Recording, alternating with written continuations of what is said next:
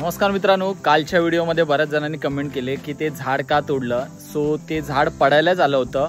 उगाच वादळ वगैरे येऊन बाजूबाजूच्या घरांवर पडून काही अपघात होऊ नये म्हणून ते झाड तोडलं.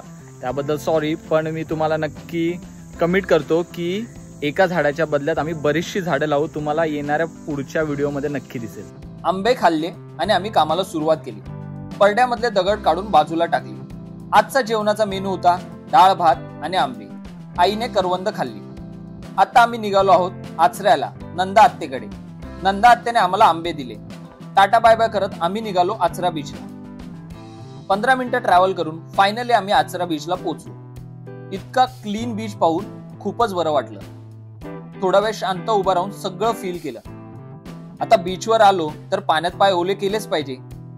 या मुलाला बघून मला वाटलं आपण परत लहान झालो तर किती मजा येईल ना. थोडा वेळ आई पप्पांचे प्री वेडिंग शूट